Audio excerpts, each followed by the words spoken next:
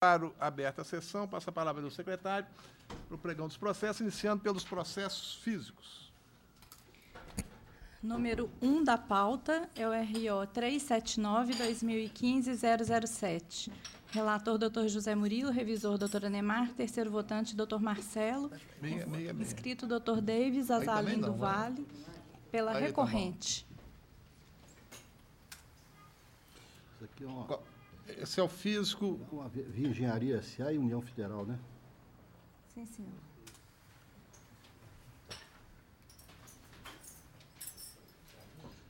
Pois não? Com a palavra do desembargador. Eu conheço o recurso no mérito, dou-lhe provimento parcial apenas para excluir a multa por embargos tidos como protelatórios. Então, só excluindo só a multa por embargos protelatórios. No mais, eu estou mantendo a decisão. Esse é o voto do relator. O senhor tem a palavra, doutor?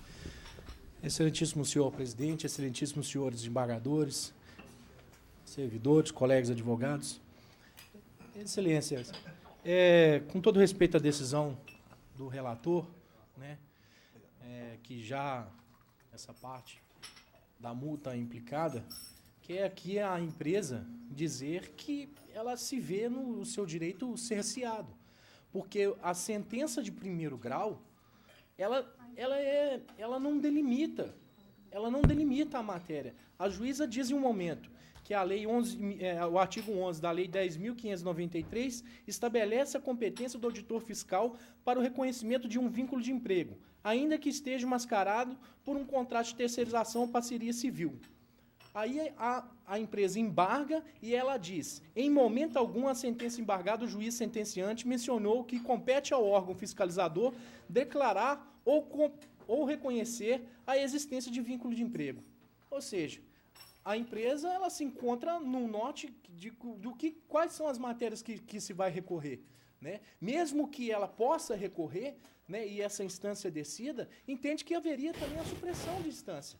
Porque a juíza deveria delimitar a matéria para que a empresa possa exercer o seu direito de recurso, o seu direito de defesa, né, limitando essa matéria. E ainda vem nos embargos e me diz, né, com todo respeito, que a empresa não tem qualquer sentido, que seria motivo para declarar, os embargos de declaração são intempestivos e que não deveriam ser conhecidos e aplica a multa. E, nesse sentido, a empresa concorda que a multa, pelo menos, deve ser retirada.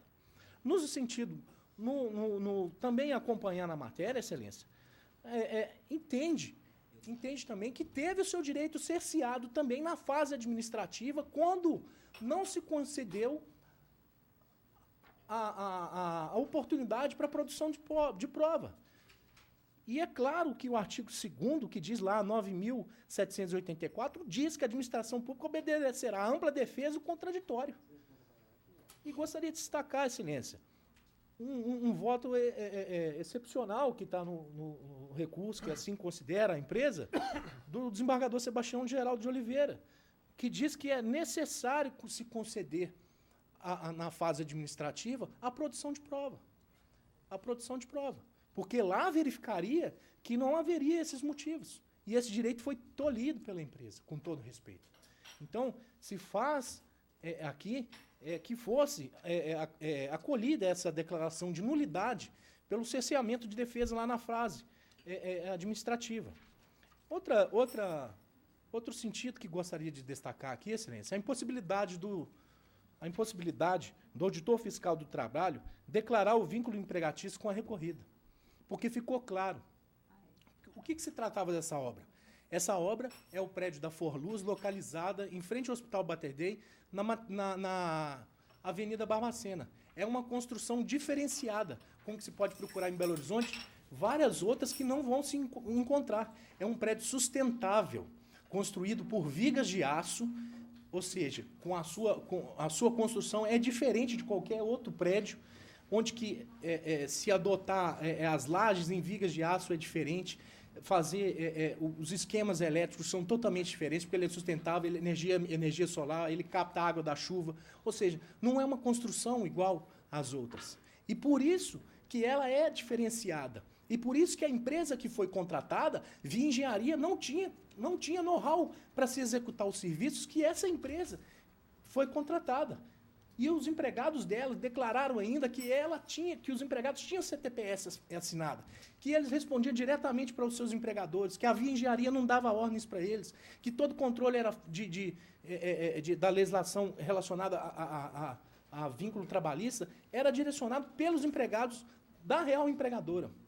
E aí um ponto que se cabe destacar é que, conforme a juíza disse lá, que o artigo 11 da Lei 10.593/02 diz sobre a competência do auditor fiscal, mas só que esse artigo, né, o caput do referido artigo, seus incisos, em nenhum momento consta a palavra reconhecer, decretar, declarar vínculo de emprego.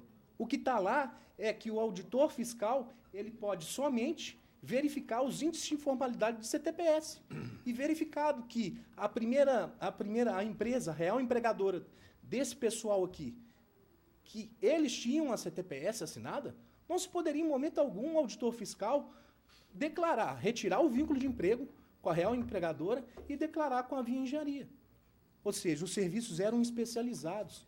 A prova que restou nos autos, e não só nesses autos, como também colecionou as provas de outros processos, onde que foram reconhecidos, né, a nulidade dos autos de infração, até pela prova produzida. E outra, a União não apresentou defesa. A União não apresentou defesa, ela não contestou. Não contestou. Ou seja, a empresa infirmou os autos de infração através das provas produzidas, né? E não tem defesa nos autos. Então, Excelências, nesse sentido, pela rápida sustentação oral, até acompanhando a OJ 191, né, que é possível, sim, delegar os serviços que sejam especializados e que a empresa não tenha competência, ainda mais como destacado que seja um prédio de alta complexidade construído na cidade e que não existe questão de conhecimento, né, dessa empresa na cidade, que seja complexo dessa forma, que precisava de uma empresa para se executar parte desses serviços executados como foram, é que requer o provimento, com todo respeito ao relator, né, que tem uma profunda admiração, mas requer que não seja acompanhado, que seja dado provimento no recurso da empresa integralmente. Muito obrigado, senhor. Pois não, doutor Zé Murilo. Essa questão até me chamou a atenção, porque realmente eu conheço o prédio lá da Forluz. Aliás, é um prédio espetacular, é um dos prédios mais bonitos de Belo Horizonte. E eu gosto de construção, todo mundo sabe que eu gosto de construção, fico lá sapeando, lá olhando e tal. E nós tivemos a oportunidade de julgar um caso aqui também, dessa obra lá, não sei qual que é a empresa dessa obra, que eu até sustentei. Aliás, eu não participei do julgamento, mas, na minha opinião, é que podia sim terceirizar aquele serviço, porque era um serviço altamente especializado mesmo, porque tem determinados setores na construção civil hoje que realmente é especializadíssimo. Tem que ser, a empresa não tem know-how para fazer. Então, me chamou a atenção nesse caso aqui, porque, veja bem, esse caso é totalmente diferente. Olha bem o objeto do contrato da empresa. E o contrato de empreitada de prestação de serviços celebrados entre a autora e a Rosecan Empreendimentos Limitado estabelece na cláusula primeira que constitui objeto da presente contrato de prestação pelo contratado o serviço de execução de alvenaria, com fornecimento de mão de obra especializada necessária à perfeita execução do serviço aqui mencionado. A alvenaria é o tipo de serviço que qualquer consultora faz. Não existe serviço de alvenaria que não seja possível uma consultora fazer.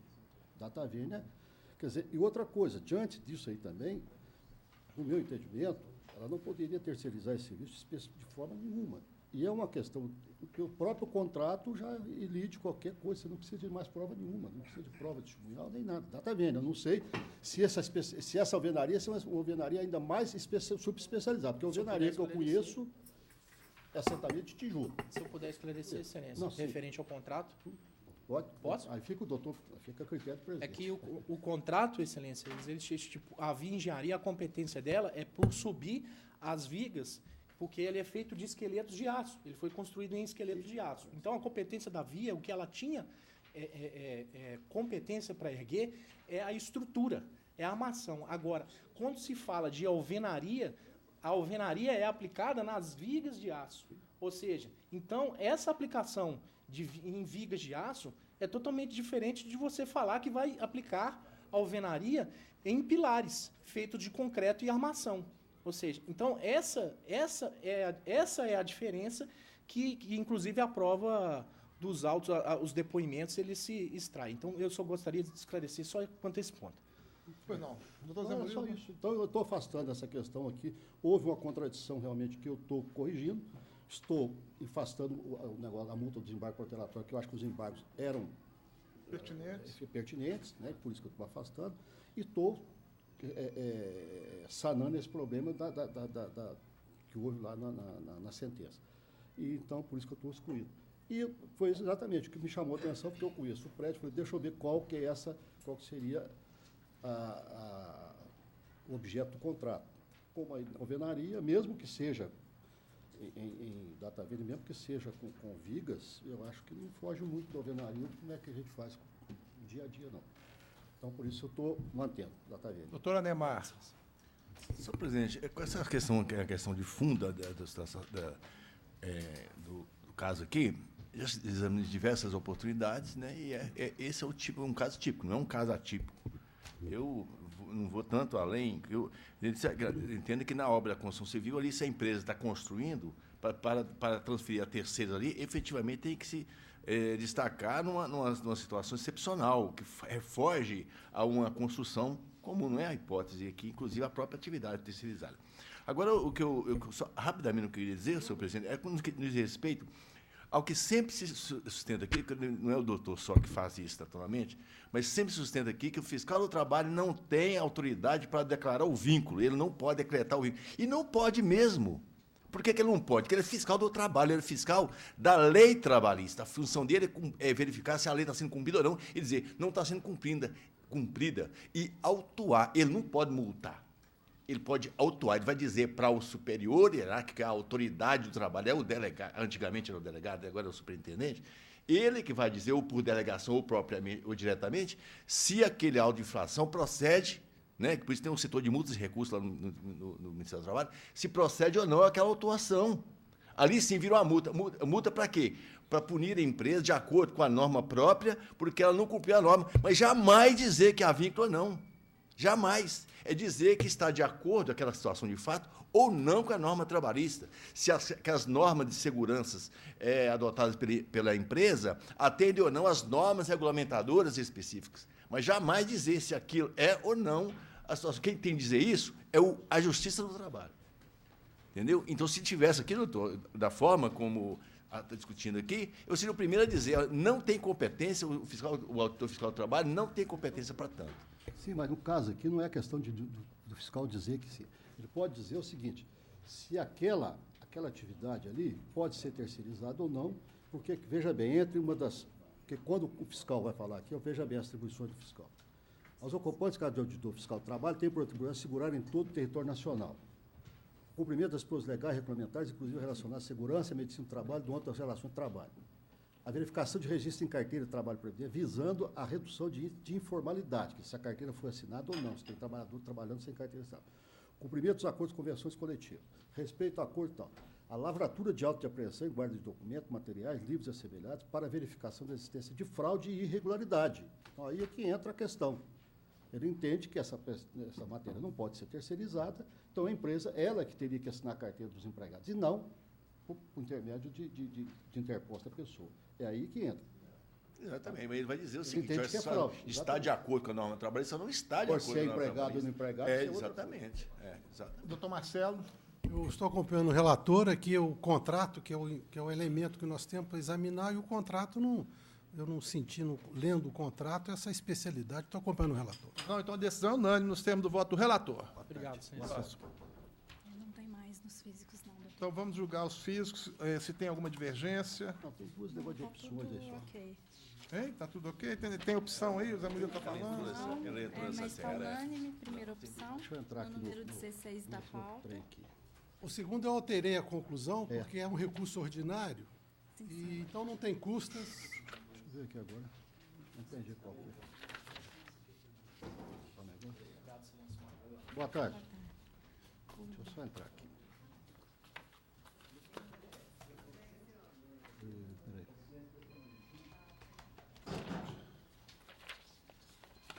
Então, já está aqui. O 16 é a primeira? Como é que é? Primeira. Primeira, né? Sim, unânime. Aí. Aqui no 17 falta pós-custos, ele colocou? Não, ele mudou, né? Mudou. É o seguinte, RO. É RO, porque a União ela recorre lá da natureza das parcelas do acordo. Na primeira oportunidade, então ela entra com RO. Eu até recebi o RO esse dia também. Tá, então não tem custos, eu tirei. Entendi. É porque estava... Então, pronto. Só um minutinho, Agora,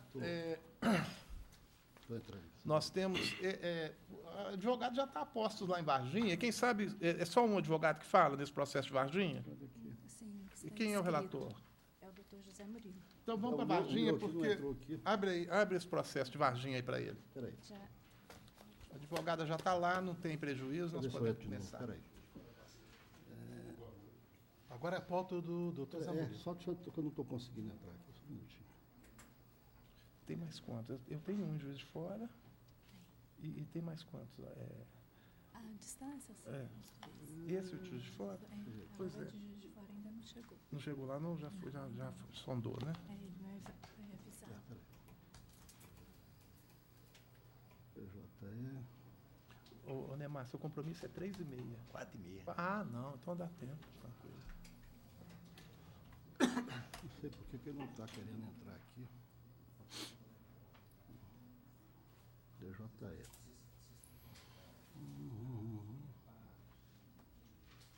Essa é de Varginha, né? Varginha. Vamos ver se vai entrar aqui carregando a assinatura. Tá carregando. Deixa eu mudar a posição aqui.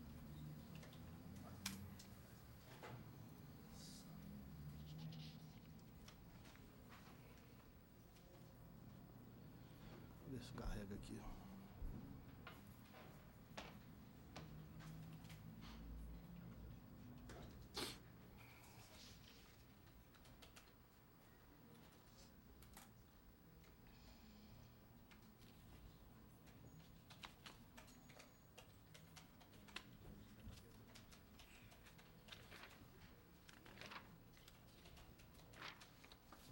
Não quer entrar aqui, ó. Não quer carregar o assinatura. O seu já abriu aí? Abre para Já, ele. O seu já abriu? Já. Ou então, porque aqui está O aberto. meu Né? não está carregando a assinatura, não está aceitando. Já mudei aqui, não quer aceitar. Será que está na letra maiúscula? Deixa eu ver como é que está aí. Qual é a conclusão dele lá? Conhecer, negou provimento. Abre aí para mim, Marcelo. Vou olhar aqui para o Marcelo. Cumprimento a ilustre advogada de Varginha. Está me ouvindo bem? Sim. Então, vou passar a palavra ao relator para orientar a sua sustentação. Tem a palavra do doutor Zé Murilo para a leitura da conclusão. Só um minutinho. Senhor presidente, eu conheço os recursos do mérito, nego-lhes provimento. Conheceu e negou provimento a ambos.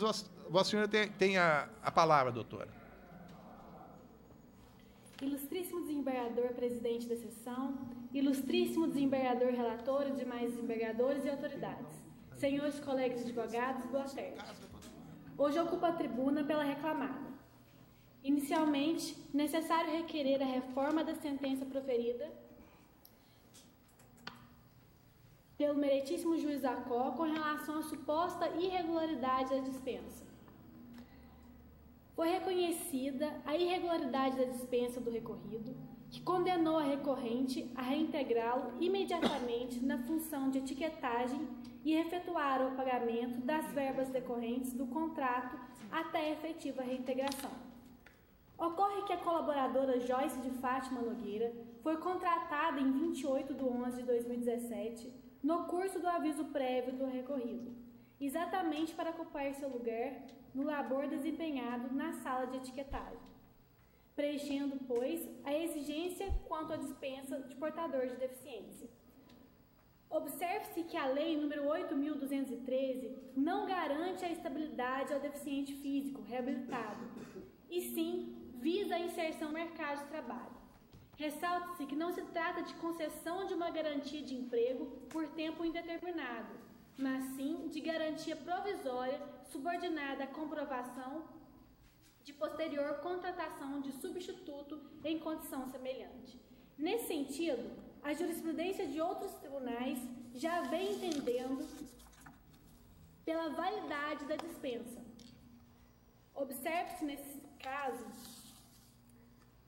o entendimento proferido pelo TRT da 5ª Região, entendendo que ou é necessária a demonstração do preenchimento do percentual mínimo de empregados reabilitados ou a contratação de outro trabalhador em condição semelhante. No mesmo sentido, em junho de 2016, o TRT da 7ª Região também proferiu entendimento nesse sentido, aduzindo que, para que seja considerada válida a despedida imotivada de empregado deficiente físico, a empresa deve demonstrar o preenchimento de percentual mínimo de empregado reabilitado ou portador de deficiência física ou a contratação de outro trabalhador em condição semelhante à daquele. Assim sendo, o preenchimento dos requisitos vem sendo entendido como alternativos e a acumulação desses seria dar estabilidade eterna ao portador de deficiência, até porque se sabe bem a dificuldade da contratação de pessoas nesse perfil. E a recorrida vem sofrendo com tal dificuldade, inclusive sendo responsabilizada pela carência desses profissionais no mercado. Pelo exposto, requer a reforma da decisão. Agradeço a todos a atenção. Pois não, doutora. Nós só estamos aguardando aqui o relator. Mas está tudo no voto direitinho. Então, o relator já leu o voto dele. Eu passo a palavra ao revisor, que é o doutor Anemar. Senhor presidente, eu estou acompanhando o relator integralmente. E o doutor Marcelo também acompanhou, em que pese a sustentação oral, o brilhantismo, a turma, por unanimidade, conheceu e negou provimento a ambos os recursos, mantendo a sentença pelos seus próprios fundamentos e acrescentando outros, conforme dito pelo relator. E agradecemos a presença da ilustre advogada de Varginha. Muito obrigado. Obrigada. Podia chamar a informática lá, né? Já chamamos. Zé Murilo, ele não está virado. Seria virado, não, porque o meu estava assim. Não está lendo a... Não está lendo. Está lendo, o negócio é mais complicado. É muito mais complicado. Vê se o juiz de fora já chegou lá. Já? Não? Então não chama, não.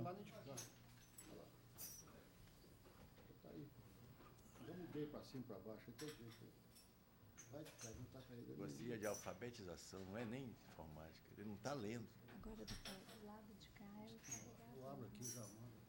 Pois é, eu acho que o de cá é o de Não há permitindo alguém a leitura. Carrega, não está carregando.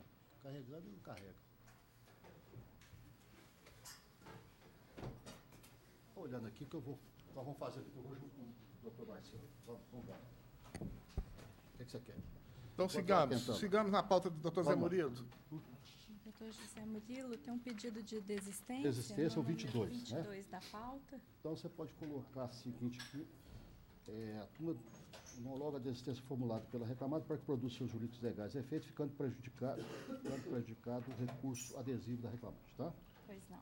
Então, de acordo, doutor Neymar, doutor Marcelo, unânime. Tem mais alguma sustentação, doutor Zé Murilo? Tem, sim, então faz favor. Vamos lá. É o número 21 da pauta. Relator, doutor José Murilo. Segundo votante, doutora Neymar. Terceiro votante, doutor Marcelo. É o RO 11.100, 79/2015. Inscrita a doutora Karen Freire de Melo, pelo recorrente reclamante. Número 21 da pauta. Deixa eu chegar aqui. Abrir para ele. Boa tarde. Boa tarde. Só aguardar, o relator vai ler a conclusão para orientar a sustentação. Chegando aqui.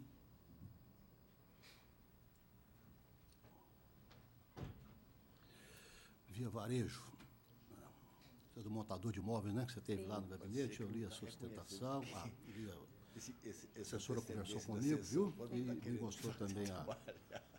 Não, mas é só aquele que dá problema. Você memorial. consertou lá também. Eu conheço o recurso do parcial provimento para condenar a reclamada ao pagamento proporcional da PLR de 2015 do adicional de periculosidade a partir de 14/10/2014, calculado sobre os valores pagos a título de comissão. Rubrica 11, com reflexo em férias, mais 1/3, 10/3, aviso prévio FGTS, 8% mais 40%. Incide de contribuição previdenciária, exceto sobre reflexo em férias indenizadas e FGTS, e PLR. Juros de correção monetária na forma da súmula 200.381 do TST. Vertido antes de sucumbência, custas pela reclamada no valor de R$220, calculado sobre 11.000, valor arbitrário da condenação. Estou mantendo a questão do deferimento das horas, por entender que realmente não havia controle da jornada dele, ok? Esse é meu voto. A senhora tem a palavra, doutora. Obrigada. Boa tarde a todos. Bom, primeiramente, cumpre esclarecer que foi indeferidas as horas extras, né, do reclamante, sob o entendimento de que o mesmo não estava, aliás, que o mesmo não estava inserido na exceção contida no artigo 62. Contudo, a sentença merece reforma. Primeiramente, cumpre ressaltar que a própria empresa juntou nos autos um documento, que é a ficha de registro de empregado do reclamante, constando o seu horário de trabalho, em que pese ele não laborar na jornada que estava descrita naquela ficha. Podemos verificar que a ficha consta jornada de 9 às 19, com 2 horas de intervalo. Ora, como não é possível fixar nem controlar a jornada do mesmo, sendo que a própria ficha produzida pela reclamada vem com o horário designado. Não bastasse ainda, verifica-se o depoimento do preposto ouvido nos autos, que o mesmo declara as formas claras de controle da empresa. Primeiramente, ele explica que o montador, na hora que ele inicia a sua montagem, ele deve fazer um checklist. Então, o tablet, os montadores usavam um tablet que era ligado online com a empresa. Então, ele iniciava o seu checklist e a empresa ficava sabendo, no mesmo momento, a hora que ele iniciou a sua montagem. Ao final de cada montagem de imóvel, tinha a orientação da empresa, o mesmo declara que era a orientação da empresa dar baixa em cada montagem ao final, né, de cada uma delas. Não bastasse, o mesmo ainda declara que tinha uma base, que tinham pessoas, que a sua única função era controlar a jornada dos montadores. Ressalta-se que ele fala que eles sabem das montagens feitas pelo empregado por meio do tablet, conforme as baixas feitas pelo montador, possuindo acesso a todas as informações do tablet relacionadas às ordens cumpridas. Então, o preposto, a confissão real do preposto nos autos, ele fala de forma clara a forma de controle da empresa, que era a partir deste tablet. Não bastasse ainda, ao final do seu depoimento, ele corrobora a tese inicial e ainda fala o horário de trabalho do reclamante. Ora, como não é possível controlar a sua jornada, isso próprio preposto, ele confessa nos autos o horário de trabalho do montador. Ele fala que o reclamante trabalhava em horário comercial, de 9 às 18, período no qual poderia fazer as montagens, que era de segunda a sexta, e no sábado, de 9 às 14. Ora, como a empresa não tinha o controle da sua jornada. Ainda, ressalto também que foi ouvido nos autos apenas uma testemunha. A reclamada dispõe de milhares de montadores, e foi ouvida apenas uma testemunha, que foi do reclamante. É importante ressaltar também que essa testemunha ouvida nos autos, ela corrobora completamente todos os fatos expostos na inicial e também confessados pelo preposto. Eles falam completamente em sintonia na questão do tablet, a questão do controle, do checklist, da baixa obrigatória. Ainda, ele explica também o posto de montagem que determinava a rota que eles deveriam fazer, as montagens que vinham com o horário agendado.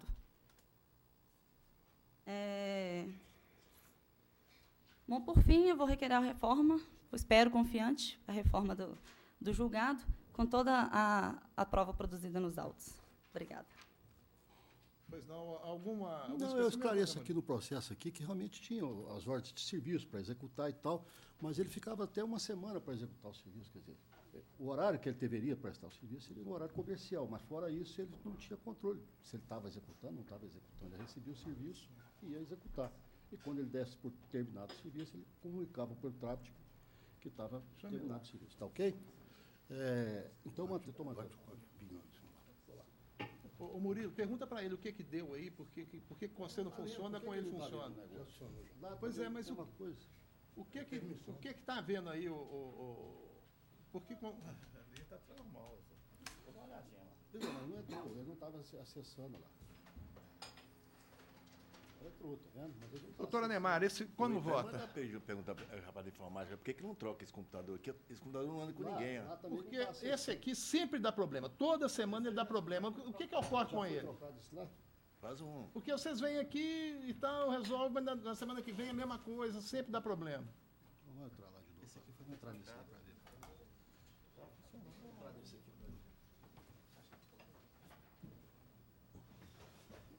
Ele está verificando e não verifica.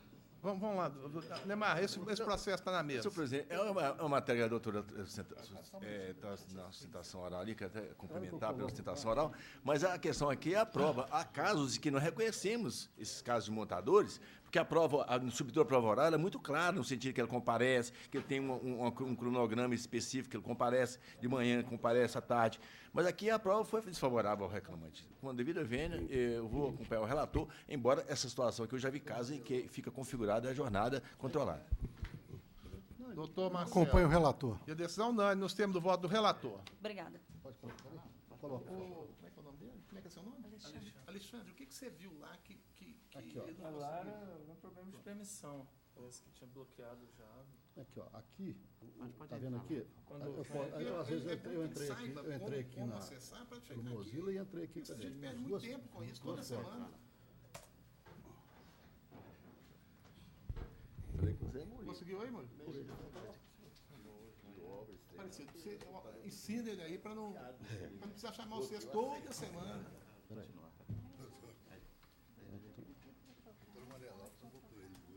Hein?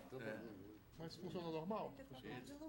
Deve ter Então o erro está ali, essa cadeira e o Deve ter dado uma recalchutada. Lá no meu faz aqui, fecha aqui, ó. Aí, carregando o assinador, ele ficou e não carregava. É, porque cancelou. Cancelou. Cancelou, Eu quero a primeira coisa ali. Pelo menos, né? Pelo menos em tese. Cadeira? Mas nem sei. No gabinete eu faço isso. É, eu tô vendo Continuar, tá vendo? mensagem aí, Se eu não continuar Clicar aqui, em continuar, em vez de clicar em cancelar. agora só pode fazer aqui, ó. Já, Tá vendo? agora parece Aquela tá. parte, se eu Não, agora tá. cancelar. É porque aquela primeira mensagem. Primeira mensagem. você Vai lá no cancelou, gabinete, eu em vez de fecho clicar ela em lá. continuar, entendeu? Ah, tá bom.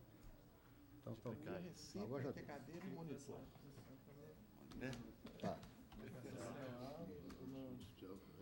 Bloquear. Falou. Obrigado. Conta internacional.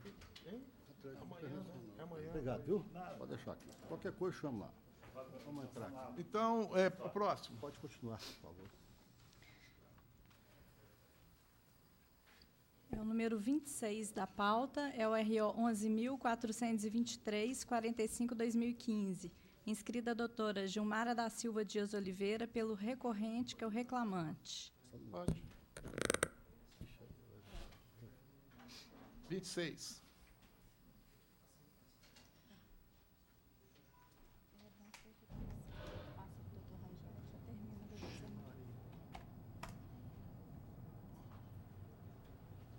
Já abriu aí? Já.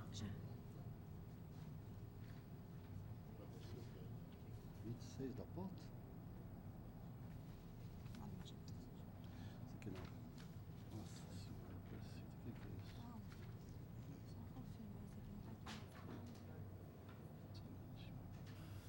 Abriu aí já, Marcelo? Já. Pode ir. Hudson da CIS e, como é que chama? Produma Engenharia e Petróleos Brasileira S.A. Abra lá embaixo, por favor. Eu estou com esse do recurso no mérito, dou-lhe parcial provimento para declarar a responsabilidade subsidiária da segunda reclamada, Petrobras, mantendo o valor arbitrado de condenação por compatível. Aqui não é o caso de OJ 191, é de serviço de acordo com a de terceirização. Estou dando pela responsabilidade subsidiária da segunda reclamada, Petrobras. Não Tá? tem como não abrir. Só se acabar o... Tem que orientar. A senhora quer falar ou satisfaz o voto? do relator? Tem divergência? Não, a senhora Vamos ver. quer falar sobre... Não, sobre essa matéria não precisa, porque já é favorável a senhora. A senhora tem Sim. mais algum ponto? Não. Doutora Neymar. Estou de acordo. E o doutor Marcelo? acordo. E a decisão unânime, então, nos termos do voto do relator. Obrigada.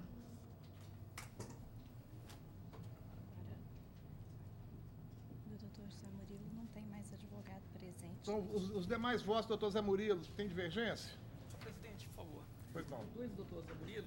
Eu não estou mandando nada para o Ministério Público. Ainda não estamos Não, estou brincando. mesmo. Não, porque às vezes, o que é? Às vezes está favorável à União, vamos mandar lá para não falar nada. Mas esse trem é favorável à União, a gente às vezes é contra a União. Não sei, mas às vezes manda lá, você só fala que não tem que falar nada, aquele trem lá que vocês põem lá, despacho lá que não precisa Tem falar nada. o DR, autarquia, não foi para lá, o 11558.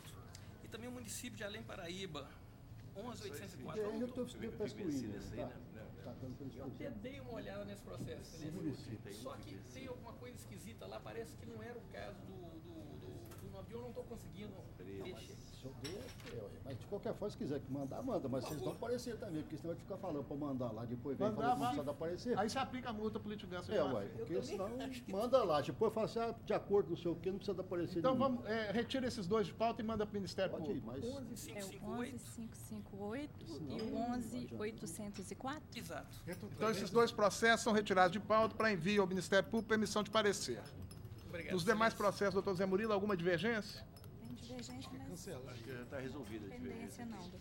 Já está resolvido, né? Senhor. Então eu declaro que os processos da relatoria do doutor Zé Murilo foram julgados conforme já agora, que nem ele lançados aqui os votos agora, no sistema do PJE. Olha lá que apareceu, agora vai aparecer. E passamos então aos processos do doutor Anemar.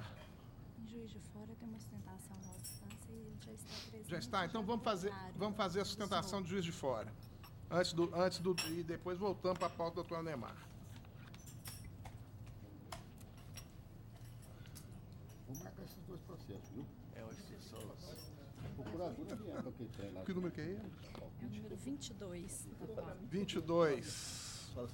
Agora na pauta do PJE, da relatoria do desembargador Rogério Vale Ferreira, segundo votante, doutor José Murilo, terceiro votante, doutor Anemar. Sustentação oral à distância será realizada em Juiz de Fora, no RO 10.896-60-2015, número 22 da pauta, em que está inscrito o doutor Wagner Antônio Daiber Veiga, pelo reclamante, que é o recorrente. É o Jorge Eduardo Ipiranga Produtos de Petróleo? Sim. Eu conheço dos recursos interpostos, no mérito nego provimento ao do autor e provejo parcialmente da reclamada para excluir da condenação o pagamento das horas extras intervalares e respectivos reflexos, mantendo o valor da condenação porque é ainda compatível. Com a palavra, ilustre advogado Juiz de Fora.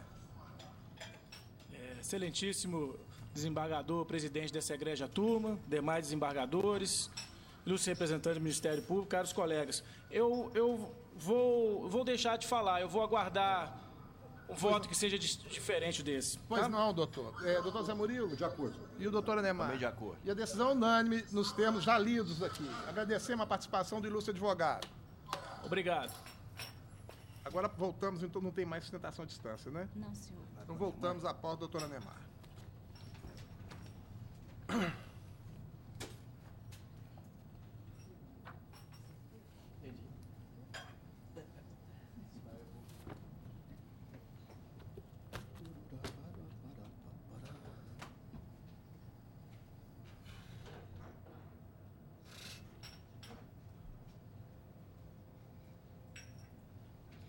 Pauta dos processos eletrônicos da relatoria do desembargador Anemar Pereira Amaral, segundo votante, Dr. Marcelo, terceiro votante, Dr. Rogério. O primeiro é o número 33 da pauta, que é o RO 11.348-61-2015. Inscrito Dr. Cláudio Atala Inácio, pela recorrente, que é reclamada. Pois não, doutor Anemar, para a leitura da conclusão. Eu conheço os recursos ordinários interpostos e das contrarrazões. No mérito, nego o provimento ao recurso da segunda ré e do provimento ao recurso do reclamante para decotar a multa por litigância de má-fé e manter o valor da condenação. Esse é o voto do relator. O senhor tem a palavra, doutor. Gostaria. Boa tarde a todos, senhor presidente, desembargador, relator, senhor revisor, o terceiro votante e demais membros dessa igreja turma. A respeitosa sentença prolatada por essa meritíssima juíza Cor, permissamente merece ser revista por essa egrégia turma, tendo em vista que porque não se vislumbra em todo o processado qualquer indício de ilicitude. A recorrente atuante no mercado de imóveis, construções e corporações imobiliárias, em face da súmula 331, inciso do Coleno TST, permite, obviamente, a contratação de terceirizado especializado, evidentemente, quando não detém o know-how na sua estrutura construtiva, como, por exemplo, atividade especializada em serralheria. Portanto, não há que se considerar, como pretendeu o juiz monocrática e determinou, que seria atividade fim da recorrente. Por outro lado, a recorrente emprega nessa capital mais de 2.000 pessoas, dentre elas pedreiros, serventes, mestres de obras, carpinteiros, ajudantes, engenheiros e funcionários administrativos, e que seria humanamente impossível deter toda a etapa estrutural construtiva. Portanto, não sendo essa a atividade fim da recorrente, a serralheria, não há como manter tal decisão monocrática. Há duas ainda, porque o recorrido fora contratado mediante contrato de trabalho regularmente processado pela primeira reclamada, a W. Rossi Instalações Limitada, ME, a qual a contratou, assalariou, inclusive recolhendo os encargos previdenciários sociais do recorrido, bem como o pagamento das verbas rescisórias, consoante demonstra os documentos anexados aos atos. Pela primeira reclamada. Portanto, em todo o processado, não há qualquer indício de fraude ou ilicitude pela recorrente. Dessa forma, eminentes julgadores, a contratação do recorrido pela primeira reclamada, permissa a venda, deverá ser mantida integralmente. Importa ainda discordar, com devido respeito, pela imputação de valores pagos por fora pela empresa contratante, que é meritíssimo juiz, a qual transfere tal encargo e responsabilidade à hora recorrente, quando, então, a própria testemunha do recorrido afirma categoricamente, pela instrução cognitiva do feito, que o valor por fora era pago pela primeira reclamada, portanto, sem qualquer conhecimento ou participação da recorrente. Além disso, ficou comprovado pela cognição do feito que o recorrido recebia ordens e determinações de suas atividades pela empregada primeira reclamada. E ainda, não ficava ninguém da MRV para fiscalizar o serviço. Isso está nos autos, na fase cognitiva do feito. Assim, egrégia turma, em razão do aqui discorrido, por justiça e direito, a respeitosa sentença monocrática deve ser revista para excluir da condenação a contratação direta do recorrido pela recorrente, MRV, bem como dos demais encargos, inclusive valores por fora, mantendo, portanto, responsabilidade subsidiária da recorrente, nos exatos termos da súmula 331, inciso 4 do coleno do TST. Obrigado. Pois não, doutora Neymar. Rapidamente, com relação à terceirização que foi considerada ilícita, as testemunhas foram no sentido que o reclamante trabalhava diretamente para a segunda reclamada, tanto a testemunha do reclamante como a própria testemunha reclamada, ou seja, quanto a isso aí não tem dúvida. Agora, a atividade de serralheiro para uma construção, empresa de uma construtora, com a devida vênia, tem que estar, talvez uma das principais, que é a estrutura mesmo da construção, que vem do trabalho do serralheiro. E no que diz respeito ao salário por fora, a testemunha reclamante foi categórica ao afirmar que havia o pagamento por fora, por parte da primeira reclamada, mas como a condenação foi solidária, aqui a segunda reclamada responde também por esta parcela relativa ao salário extra-folha, senhor presidente. Pois não, doutor Marcelo. Eu acompanho. Eu também estou acompanhando, viu? A decisão é unânime nesses termos. Obrigado. Boa tarde. Vem o doutor Cláudio.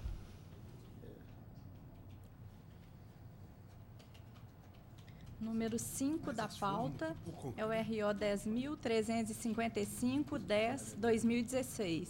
Inscrito o doutor Gustavo Vilela Ribeiro pelos recorrentes reclamantes. Isso. Pois não, doutor Neymar. Senhor presidente, estou conhecendo os recursos ordinário e adesivo interpostos e, no mérito, estou negando-lhes provimento. Tem a palavra, doutor. Boa tarde, senhor presidente, senhor relator, demais desembargadores.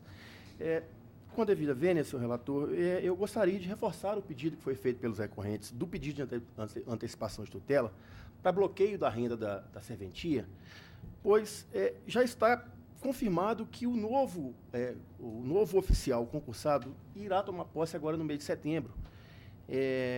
O reclamado vem se eximindo do pagamento de uma verba que já está prevista nos provimentos do Tribunal de Justiça, provimentos 260, provimentos 321 de 2016 e no próprio provimento CNJ, provimento 45 de 2015. Há um sério risco dos reclamantes. Estão sendo pleiteadas apenas verbas rescisórias e algumas horas extras. Quanto às verbas rescisórias, elas são claras que devem ser pagas pelo oficial que estava na frente do cartório quando de sua demissão.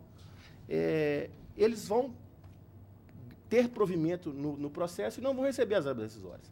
Eu gostaria de pedir vênia e discordar do voto do doutor para que seja revisto o posicionamento, para que seja feito o bloqueio da renda. Senhor presidente, por causa que é até atípico. a matéria discutida aqui são basicamente verbas rescisórias e algumas parcelas acessórias. Mas o caso aqui trata-se de um cartório e está sob intervenção. E o juiz foi feliz aqui na afirmação de que, o fato de estar sob intervenção, todos os valores auferidos diariamente pelo cartório são valores carimbados, ou seja, há muita impossibilidade, ou pouca possibilidade que haja desvios. Né? E é um trabalho público, é um serviço público prestado que, possivelmente, um bloqueio irá trazer algum inconveniente ou alguma dificuldade para o bom funcionamento da serventia. Por isso que eu estou entendendo que o juiz de primeiro grau agiu com acerto de não dar antecipação da tutela. Estou acompanhando. Eu também de acordo, decisão unânime nos termos do voto do relator. Perfeito, obrigado, boa tarde. Número 26 da pauta é o RO 10.985, 56, 2016. Inscrita a doutora Sofia Góes Monteiro pela recorrente reclamada Holcim Brasil S.A. Doutora Neymar. Eu estou conhecendo recurso em numérico negando-lhe provimento. Só tem a palavra, doutora. Sim, boa tarde. Data máxima vênia da proposta de voto apresentada aqui pelo ilustre relator, espera a empresa que levantar aqui dessa tribuna uma reflexão a respeito dos autos. Isso porque o que se verifica é que o pedido inicial foi de indenização por danos pessoais corporais referentes a uma apólice de seguro e danos materiais. Além disso, houve um pedido de lucros cessantes pelo atraso na liberação do seguro pelas seguradoras. Entretanto, o que a gente lê da sentença é que houve condenação à indenização por danos morais. Na petição inicial, não há nenhum pedido de danos morais. Há também o deferimento, foi de pensão mensal até o filho completar 25 anos, no importe de 33%. Também não há esse pedido na petição inicial. A petição inicial, quando ela trata de lucros cessantes, ela pede especificamente pelo atraso na liberação do seguro pela seguradora. Não há, em momento algum, pedido de pensão e nem mesmo os danos morais. Então, considerando aqui que o julgamento ele é absolutamente fora dos limites do pedido da inicial, a empresa requer a reforma da decisão. E, ainda que assim não fosse, é importante a gente observar, se não for acolhida essa preliminar de julgamento extra petita, que existe ainda um ponto importante aqui, que é a prescrição. Isso porque o falecimento ele ocorreu dia 24 de julho do ano 2000. O ajuizamento da ação foi só dia 15 de agosto de 2007. Quer dizer, o ajuizamento da ação foi 7 anos após o fato. Nesse período, já estava vigente o novo Código Civil, que prevê a prescrição trienal, como ainda não tinha passado mais de metade da prescrição de 30 anos, né? Já que o falecimento foi em 2000 e a entrada em vigor do novo Código Civil foi em 2012. E considerando também o ajuizamento em 2007, verifica-se que a ação foi ajuizada 5 anos após a entrada em vigor do novo Código Civil. Então, aqui a gente teria que observar, data máxima vênia, deveria ser observada a prescrição de 3 anos prevista no Código Civil para caso de acidente. Também devendo ser observado que a empresa Holcim sequer é empregadora do falecido. Agora, um outro ponto de mérito, né, se nenhum desses outros 2 aspectos, né, for o suficiente para o provimento do recurso da empresa, verifica-se que não há nenhuma prova de culpa da empresa.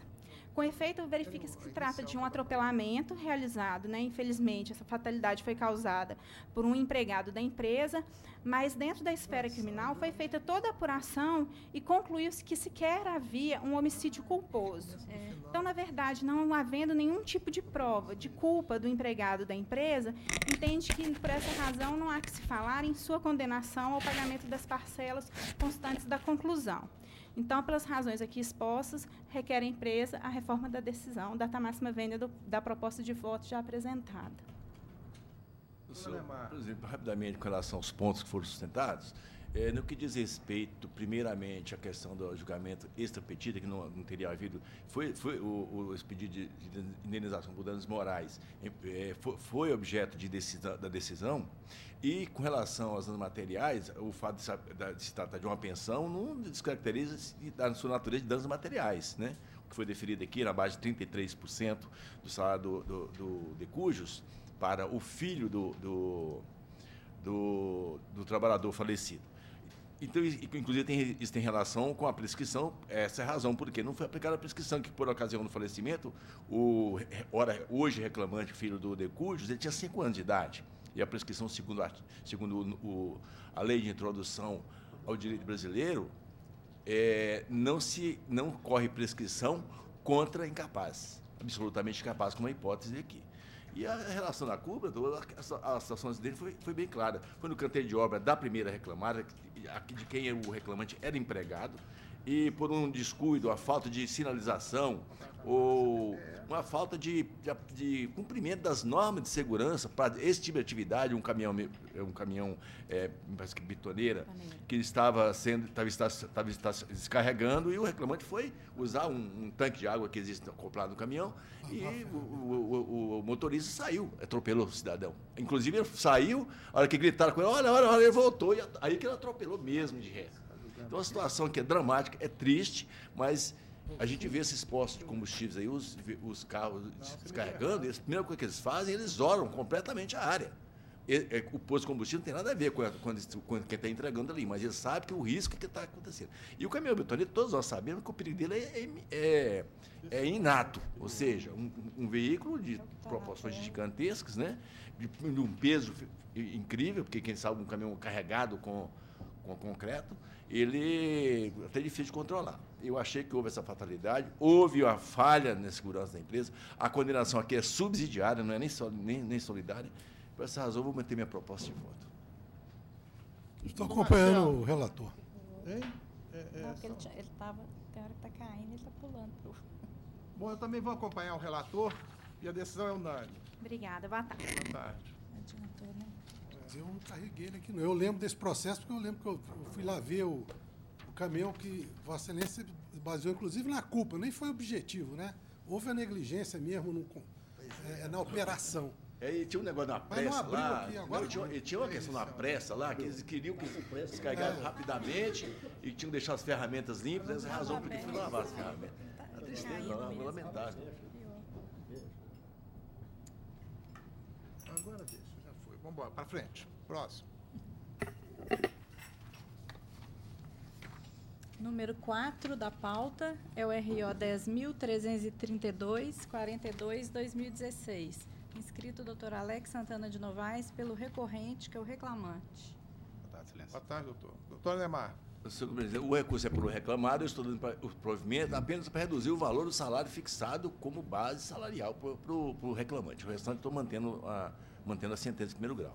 Eu estou reduzindo para, concluindo a conclusão, com esse recurso ordinário, interposto pelo reclamado, estou dando parcial provimento para reduzir o valor do salário para R$ 900.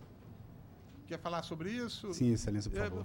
Me dá um fundamento de uma vez, doutor Neymar? O fundamento é o seguinte, o reclamante, a função dele é pelo reclamado? Ah, então tá. Então ele desculpa. Eu achei que ele estava Mas até o doutor vai sustentar que a prova realmente foi no sentido, não houve a revelia do reclamado. Ele diz aí em sinal que ganhava R$ 1.500 por mês. Ou seja, a prova formalmente no sentido... Deixa eu falar, porque eu só pensei que fosse favorável a ele. Foi não. Pode falar, doutor. Obrigado, senhor desembargador presidente, nobres membros da turma, ilustres representantes do Ministério Público, senhoras secretárias. Excelência, essa questão diz respeito e a forma exatamente que disse o ilustre relator. Houve uma revelia. Aliás, me perdoe, houve uma pena de confissão aplicada pela ausência do reclamado em segunda audiência. Mas, não obstante isso, a reclamante pleiteia o vínculo de emprego com a propriedade rural e narra ela na peça de ingresso que trabalhava 3 dias por semana, segunda, quarta e sábado, de 13 às 18, e que ganhava R$ 1.500. Certamente, o ilustre relator bem analisou a questão, porque não nos parece crível um salário desse para trabalho 3 dias por semana, tendo uma propriedade rural, um sítio, onde ela cuidava de galinhas, disse que cuidava de galinhas e porcos. Mas, além disso, Excelência, entendemos nós que deve ser afastado o pedido de declaração da relação de emprego, porque já havia prova nos autos. Foi feita uma perícia de insalubridade, na qual a reclamante perdeu. E nessa perícia, aliás, o juízo em primeiro grau diz que, em observância ao princípio da busca da verdade real, analisará a pertinência ou não dos pedidos formulados na petição inicial à luz de todas as provas constantes nos autos. E diz a perícia que, conforme informações obtidas em diligência, o único serviço que a reclamante prestava para o reclamado era a limpeza do piso da sede da Fazenda Nossa Senhora Aparecida com pano úmido e detergente neutro, o que ocorria uma vez por semana. Com base nessa prova, Excelência, uma perícia de insalubridade, ela não tinha definitivamente o objetivo de apurar a frequência da reclamante, mas a perícia trouxe os fatos. Com base nessa prova já existente nos autos, entendemos nós que é possível e justo provimento integral do recurso da reclamada para afastar a declaração da relação de emprego. Assim, esperamos seja ela ter sido o voto do ilustre relator. É o que espera, Excelência. Pois não, doutor. Eu também considero que o doutor estava pelo reclamante. Eu também pensei por isso que... Reclamada? É reclamada. Só me desculpa, doutor. Imagina. Porque eu realmente, eu sou tudo aqui. A questão, como disse aqui, a questão é a questão da prova, que houve a revelia, né? E foi reconhecida essa relação de emprego com atividade, em função de serviços gerais rural, inclusive está aqui. Então, eu estou mantendo a sentença nesse ponto e a justificativa da redução do salário, agora já atende ao interesse do seu cliente, é no sentido de que ele trabalha 3 dias por semana, de 13 às 18 horas, cuidando de porcos e galinhas. Embora pareça uma atividade econômica, mas por ser um sítio, supõe que seja uma pequena atividade econômica. E por essa razão, eu achei mais razoável fixar o salário em R$ 900, que é mais próximo do mínimo e que é compatível. Para quem conhece um sítio e tal, a pessoa que trabalha com esse tipo de atividade por um reduzido período de tempo. Eu vou manter com devida Doutor Marcelo. Estou acompanhando. Eu também, de acordo, decisão unânime nos termos do voto do relator. Muito obrigado, boa tarde a todos. Número 15 da pauta é o RO 10.602, 16/2015. Inscrita a doutora Ana Caroline Pacheco Teixeira de Araújo, pela recorrente reclamada. Pois não, doutora Neymar. A conclusão, eu conheço os recursos interpostos, dou parcial provimento do recurso da reclamada para limitar a condenação ao pagamento do adicional de periculosidade aos períodos em que o reclamante atuou como gerente territorial, ainda que em substituição, conforme se aferir em liquidação, e para reduzir os honorários periciais para R$ 1.500. Estou negando o provimento do recurso do reclamante e reduzindo o valor da condenação para R$ 37.000, concurso de 740. Só tem palavra, doutor. Excelentíssimos desembargadores, boa tarde. Vou ser bem breve. A questão que eu quero trazer é porque teve a testemunha que foi ouvida, ela confessou que ela estava lá por troca de favores, porque ela move um processo contra a empresa também, no mesmos trâmites. Foi deferida a afastamento dessa contradita, só que não foi desentranhado e desconsiderado os depoimentos. Então, a gente está pedindo isso. A segunda questão é da equiparação salarial. Foram duas questões. A primeira era que ela se declarava gerente de território, que é uma parte, ela foi, de fato, contratada, mas é uma função totalmente de analista de trade marketing. Gerente de território, ele trabalha literalmente em um âmbito específico. Trade marketing é mais escritório. Então, a própria testemunha, a própria reclamante, ela se contradiz quando ela diz que ela trabalha no lugar, sendo que ela faz uma função diferente, e depois ela quer a função do lugar que ela disse não trabalhar. E aí ela informa mais. No depoimento pessoal, a reclamante fala que ela trabalhou com todos os paradigmas, né, porque ela também está pedindo, por causa da equiparação salarial, cada um na sua área, palavras delas. Eram todos gerentes de território, cada gerente dirigia uma determinada região. Então, ela não era analista de trade marketing, ela mesma confessa isso no seu depoimento pessoal. A questão do adicional de transferência e ajuda de custo. Aqui, a reclamante, ela trabalha para a Raizen e não para a Shell. Né? Então, é o seguinte, antes da Shell ter uma criação de joint venture, antes de a Shell se unir à Raizen, eles tinham um adicional para quem trabalhava na Shell, era movido diária, recebia 25% do salário do empregado durante 4 anos. Essa reclamante, essa pessoa, ela nunca foi trabalhar, funcionária da Shell, inclusive ela entra contra a Raizen, não contra a Shell, e está querendo o mesmo benefício funcionar da outra empresa, que é o adicional de transferência e ajuda de custo. Então, a gente juntou nos autos com comprovação de que esse adicional da Shell era e mesmo assim, Excelência, se fosse considerado que o adicional da outra empresa que ela nem está acionando serve para essa empresa que ela trabalha, é bom colocar que o reclamante pediu para sair do local de trabalho, mover-se do local de trabalho e ainda assinou um documento que estava renunciando de qualquer adicional de transferência. Ela viu uma opção naquela cidade onde ela tinha, Governador Valadares, onde ela tinha parentes, e pediu a modificação para esse local, esse está tudo nos autos. Ele juntou e renunciou a esse direito. E depois, quando ela entrou na justiça, obviamente, ela veio pedir esse adicional de um direito que ela mesma, a empresa, beneficiou, poderia ter contratado outra pessoa, mas ela renunciou, né? Foi um pedido dela. E outra coisa, não foram juntadas as normas mencionadas na inicial para fundamentar o pedido da condenação, porque ela informou que teve uma norma da empresa, que teve a modificação disso, ela não juntou nenhum dado que mostre que a empresa terminou. Pelo contrário, a empresa juntou um documento que comprova que ela renunciou a esse direito. Sobre a periculosidade, o doutor desembargador já acatou, e agora sim, também só um minutinho, excelente, porque ela pede periculosidade. E a delimitação o senhor já atendeu, então, muito obrigado. E, assim, eu estou querendo a reforma da sentença, delimitando a condenação apenas no período que foi feito, então. E pedindo para a procedência nos demais pedidos. Né? Obrigada. Doutora Neymar, algum esclarecimento? A questão aqui é, rapidamente, com relação à contraria do testemunho, está me constando aqui que porque ela movia ação semelhante, tem a soma 357 TST que afasta, né? Então, e com relação à equiparação salarial, a prova testemunhal, a testemunha da reclamante, agora eu sei que é a reclamante, Sartre. Sartre. Ela foi no sentido que havia essa igualdade no desempenho das funções de gerente de território, RLF, e de gerente de território. Então, ou seja, trouxe essa igualdade, foi afastada a equiparação com outros 4 paradigmas em razão da diferença de tempo na função, né? Foi mantida apenas com relação a um dos paradigmas, e eu estou entendendo que com relação a ele houve essa efetiva igualdade no exercício das atividades, porém limitada àqueles períodos, né? Tem que limitar aqueles períodos em que ele efetivamente exerceu essa função, inclusive no período da substituição. E no que tange aqui, o último item que a doutora disse foi da renúncia ao direito à ajuda de custo de transferência. A doutora sustenta na tribuna que tem prova, mas não me consta que tem prova alguma com relação a isso. Se houver omissão aqui, a senhora, por favor, pode opor os embargos declaratórios que eu terei prazer em responder. E no restante, eu estou mantendo a proposta de voto, senhor presidente. Estou acompanhando integralmente. Eu também, de acordo, e a decisão unânime nos termos do voto do relator. Nós temos que aguardar o outro advogado. Parece que só tem mais uma sustentação? Sim. Então, o doutor Neymar, o processo número 15, o advogado... 15 não, qual que é o outro? É o 14. É 14.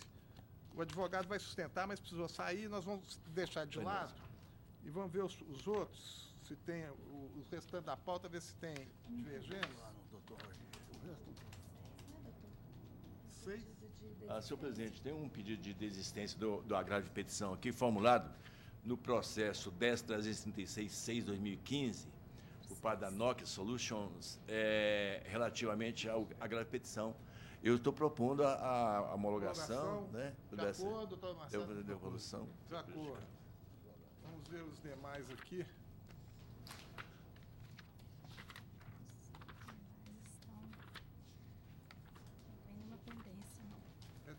Não, isso aqui. De acordo, não tem. Eu acho que o que tinha divergência eu já adaptei, já fiz a voz, que eu fiquei vencido. Nenhum deles, senhor presidente. O restante está. Esse aqui você me pôs vencido? Coloquei 29. Tirou, né? No 38 da pauta, que eu fiquei vencido. Sim. O senhor já adaptou.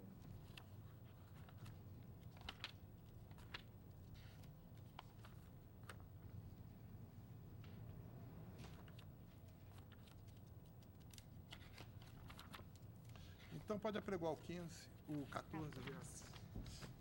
É uma inscrição feita hoje no número 14 da pauta, que é o RO 10.592-21/2016. Inscrito o Dr. Paulo Sérgio Rocha Castro, pela reclamada, que é recorrente, Smart Log. Doutor Anemar. Senhor presidente, estou conhecendo os recursos interpostos, negando o provimento ao recurso do reclamante e dando parcial provimento ao recurso do reclamado para decotar a condenação, o pagamento da multa prevista no artigo 477 da CLT.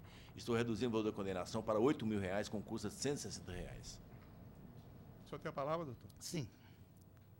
Excelentíssimo senhor desembargador presidente, relator, demais juízes componentes dessa turma julgadora.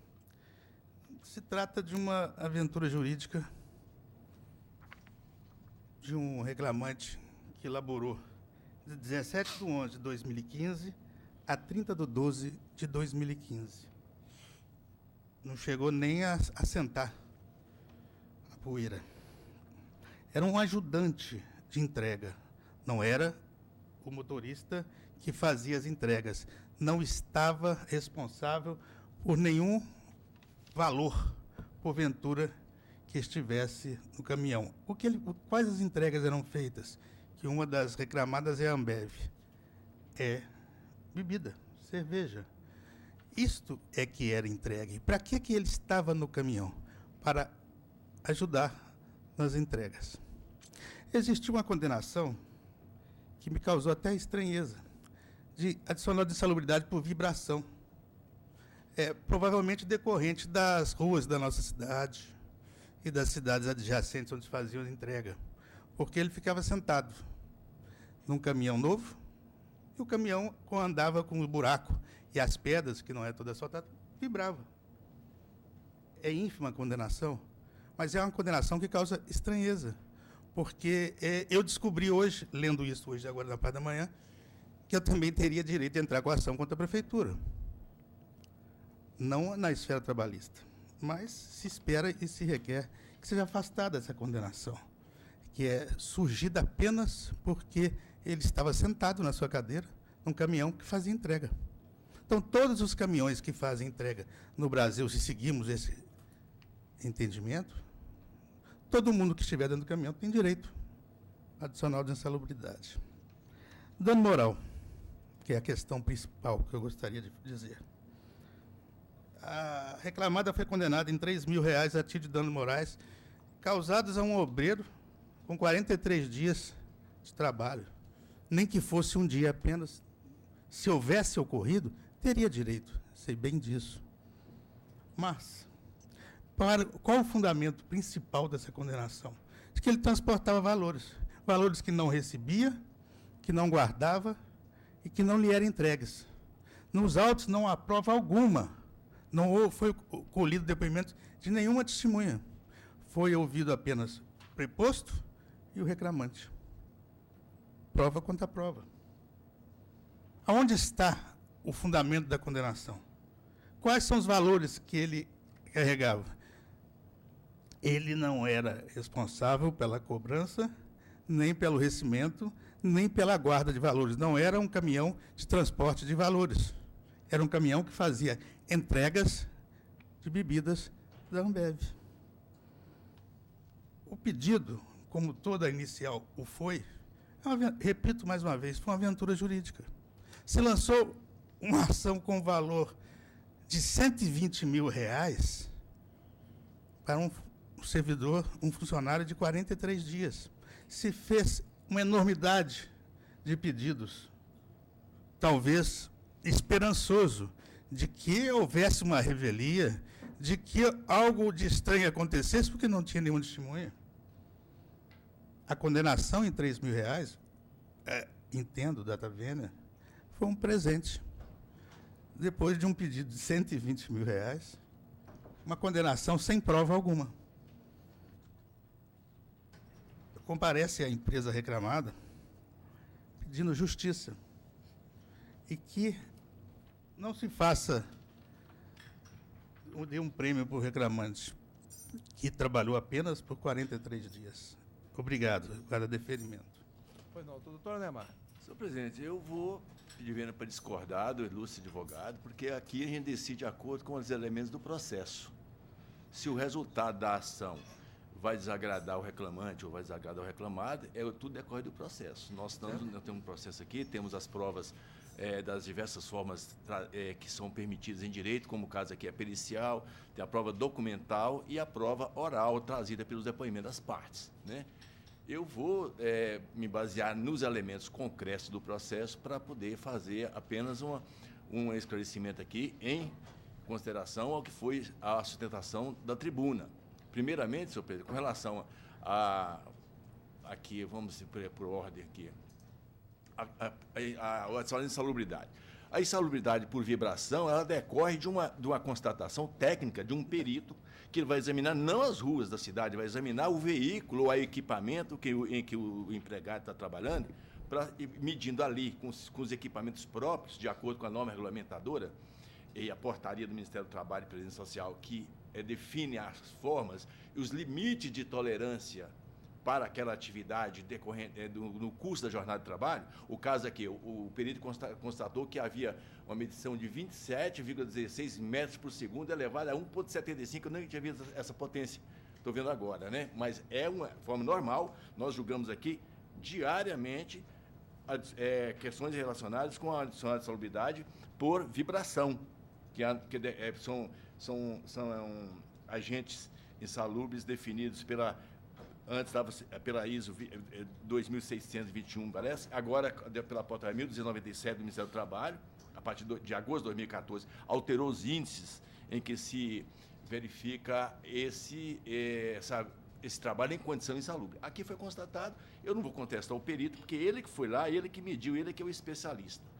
Cabe a mim examinar, então, o laudo pericial e avaliar, conforme o artigo 479 do novo CPC, que me permite, eu entendi que o juiz de primeiro grau agiu bem em acolher o laudo dessa forma.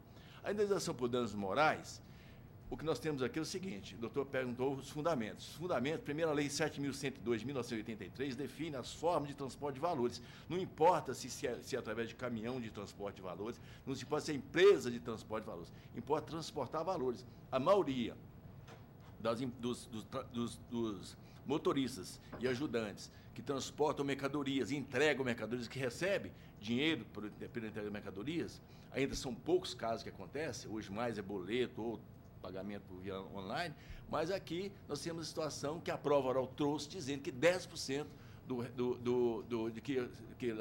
que a carga total era um valor de R$20 mil, sendo que o valor era pago em dinheiro, sendo 10% apenas em termos de boleto, ou seja, havia o transporte. O reclamante, era o ajudante, ele não trazia consigo, ele estava do lado do motorista, então ele submetia aos mesmos riscos do motorista, do motorista do caminhão, por essa razão. E quem traz essa informação aqui, que havia um transporte de R$20 mil, é o próprio preposto da empresa.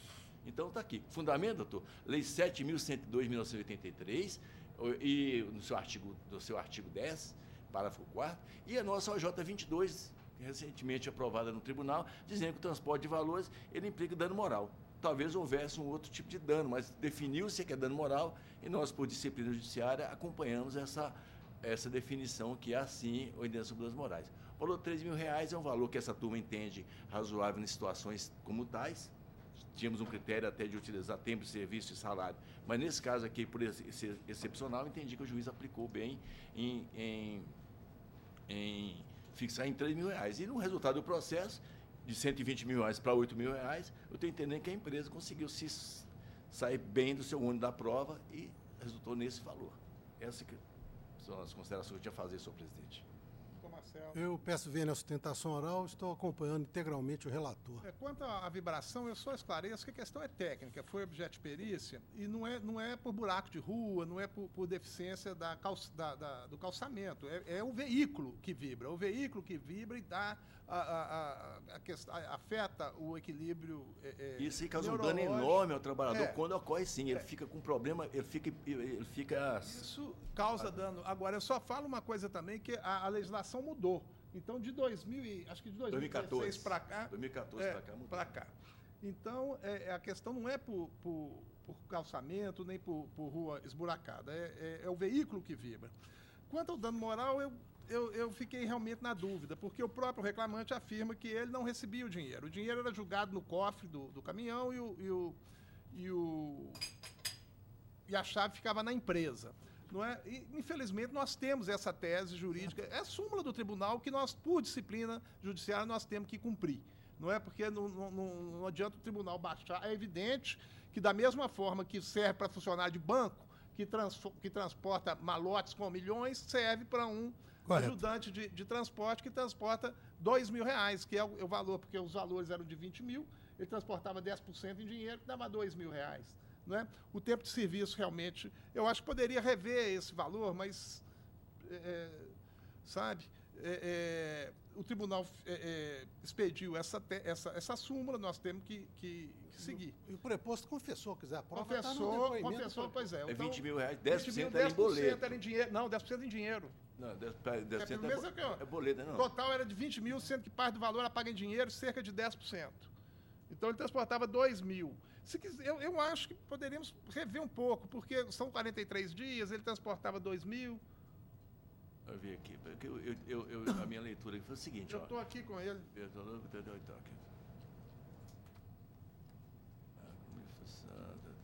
Aqui, ó, aí, ó, fica mais fácil. Até você achar aí. Eu tinha fechado aqui. Que o carro adotado valeu 20 mil reais, sendo que parte do valor era paga em dinheiro. Sendo que 10%, sendo o resto por meio de boletos e cheques. Ele transportava 2 mil, trabalhou porque realmente o doutor não deixa de ter razão, né? Porque o tempo é curto, não é? O dinheiro fica no cofre também. O dinheiro está no cofre, né? Isso em drogaria também, eles até botam no cartaz. A garantia do dinheiro está lá, mas acontece que a garantia do cidadão não está. Eu estou dizendo o seguinte, é claro que pode haver, o risco do assalto existe, mas né, quando o camarada vê lá escrito que o cofre está na empresa e tal, pode ser, mas o que existe, o risco existe, mas minimiza um pouco, é diferente do cara... Não seria, considerando o curto tempo de serviço, não seria prudente... Não sei, presidente, o problema da definição do valor das morais, ele traz essa dúvida para quem vai examinar, medir qual foi o grau de sofrimento, de temor que o cidadão teve enquanto está lá, sabendo que tinha 3 mil, 4 mil no cofre, por exemplo, né, do caminhão. Eu não sei, doutor Marcelo revisou. Eu acho que independentemente do montante da quantia, hoje em dia eu não vejo muita... Pode ser 500 mil, pode ser 10 mil, é o risco que está presente, sabe? Tinha aquele caso aqui que o cidadão foi levado para uma ponta de rua, ficaram lá 6 horas, lá trancados, lá, amarrados lá no caminhão, um caminhão que transporta celular, da uma empresa das varejas que transporta celular. O cara ficou 6 horas amarrado lá, sem saber o que ia acontecer com ele. Bom, então prevalece o voto do relator, viu? Obrigado. Assim se decide a unanimidade.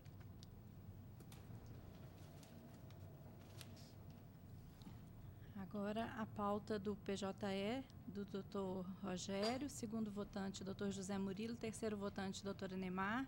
O próximo é o número 34 da pauta, que é o ROPS. Só um minuto para registrar aqui que os demais votos da doutora Neymar foram... as divergências que tinham já foram adequadas. E, então, prevaleceram os votos da doutora Neymar com as adequações que Sua Excelência já fez em atenção às divergências apresentadas. Embargos de declaração também julgados à unanimidade. E vamos então para os outros processos. A questão da antecipação é muito boa, que eu faço revisão, já está prontinha, você vai ficar na sessão, já zero. Então vamos lá. Desculpa, podemos ir em frente. Rogério. Não, é só porque eu esqueci, porque como ele saiu, nós julgamos, não é?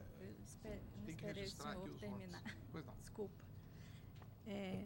Processo do doutor Rogério, o próximo é o 34 da pauta, que é um ROPS 11.309-16-2017. Inscrita a doutora Cláudia Magalhães Souza, pela recorrida reclamada. Eu conheço do recurso do autor e do mérito, nego provimento. A senhora aguarda a eventual divergência? Doutor Perfeitamente, Murilo. excelência. Doutor Neymar. De acordo. Decisão unânime nesses termos. Conhecido e negado. Próximo. Obrigada, boa tarde. Boa tarde. Número 31 da pauta é o RO 11.256-71-2016. Inscrita a doutora Renata Caldas Fagundes, pelo recorrente reclamante. Bom, eu rejeito a preliminar de não conhecimento do apelo empresarial, arguindo em contra razões e conheço de ambos os recursos interpostos. No mérito, dou-lhes provimento parcial. Ao dar ré, para estabelecer que durante 1 hora e 45 minutos por dia havia o tempo de espera, período não integrante da jornada autoral, o qual deve ser indenizado na proporção de 30% do salário hora normal, sem incidência reflexa, mantidos os demais parâmetros fixados na origem. Ao do autor, também provido parcialmente, para majorar o valor médio mensal líquido das comissões para 2.600, mantidos os demais parâmetros fixados na origem, acrescer a condenação ao pagamento da multa do artigo 467 da CLT e declarar a responsabilidade subsidiária da terceira demandada pelo pagamento das parcelas objeto da condenação. para os fins do artigo 832, parágrafo 3º da CLT, eu declaro a natureza indenizatória das parcelas acrescidas e mantenho o valor da condenação, porque ainda é compatível. A senhora tem a palavra, doutora. Excelentíssimo senhor desembargador presidente, em nome de quem eu saúdo os demais membros dessa ilustre turma, senhor representante do Ministério Público, senhora secretária. Eu falo aqui pelo reclamante, também recorrente, gostaria de salientar alguns pontos. Excelência, como a proposta de volta no sentido da responsabilidade, reconhecimento da responsabilidade subsidiária, eu não vou tratar desse tema só de outros. Se houver divergência... O que já satisfaz, a senhora não precisa abordar. Eu gostaria de salientar aqui uma questão importante a respeito das horas extras. Tem havido reiteradas decisões nesse sentido, de que, como neste caso, as reclamadas que têm a obrigação de controlar a jornada não fazem. A Lei 12.619 de 2012, que trata do motorista profissional, impõe a responsabilidade à reclamada de controlar a jornada. E se ela se desincumbisse dessa obrigação de controlar a jornada, estaríamos resolvidos com relação a isso. A prova da jornada ela poderia trazer aos autos. No entanto, e por outro lado, é delicada a questão de dizermos não é possível ter uma jornada tão elastecida. Nós também duvidaríamos que no século XXI existisse trabalho escravo, mas existe. Então, por que a reclamada não se desobriga e controla a jornada? Ela tem que controlar e não controla.